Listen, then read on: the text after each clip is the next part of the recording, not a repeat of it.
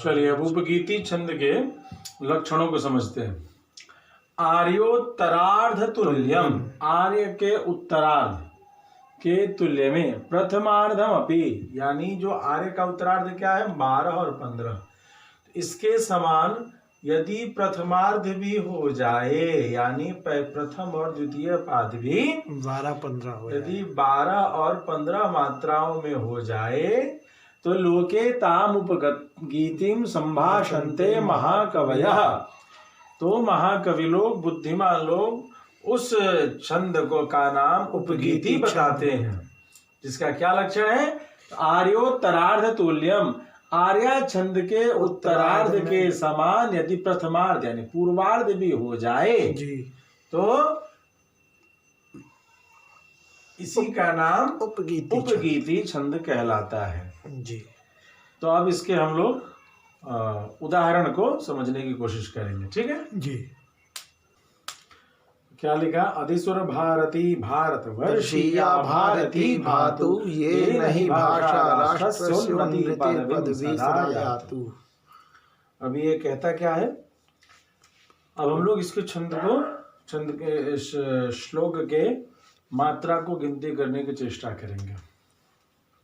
आदि, एक, लघु, लघु, लघु, लघु, लघु, गुरु, गुरु, लघु, लघु, गुरु, लघु, लघु, लघु।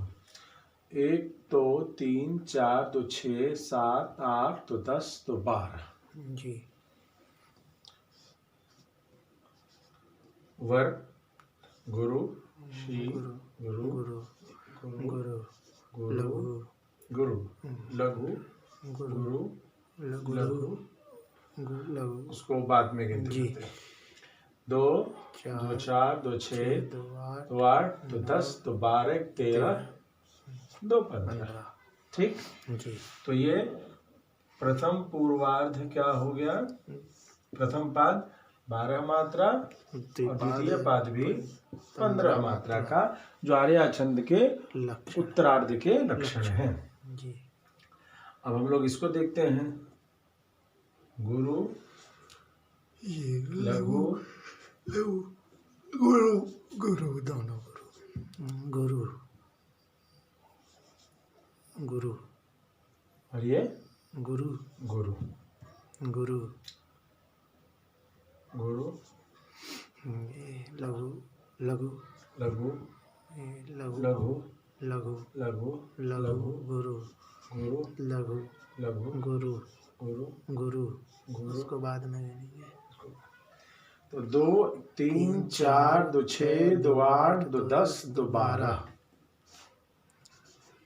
उत्तरार्ध का प्रथम पाद। 2 3 4 5 6 2 8 9 11 2 13 2 15।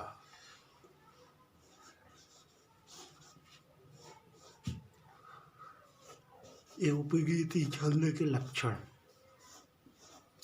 उपगीति छंद के लक्षण हो गए कि आर्या छंद के उत्तरार्ध के समान ही पूर्वार्ध का होना।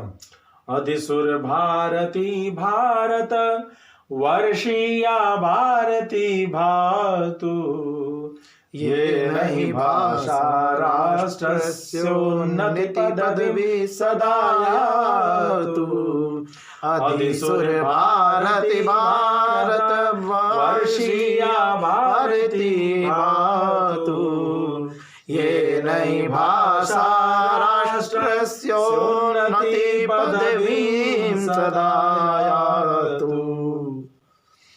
तो इस प्रकार से आर्या छंद के भेद हमने उपगीति छंद को पढ़ा जी, ठीक है जी।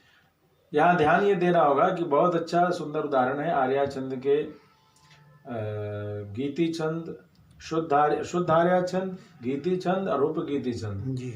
इन तीनों को लेकर के जी। श्रीमद् भागवत के मध्य में जो चित्रकेतु स्तुति आता है जी, यह विशेष रूप से इसी छंद में लिखी हुई स्तुति है।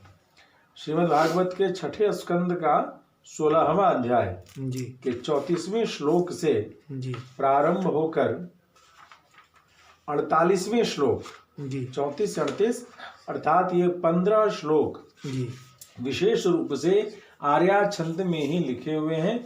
तो इनका इस पर अभ्यास और अनुसंधान कर लेने से जी श्रीमद् भागवत का गायन भी अत्यंत ही सुलभ हो जाता है।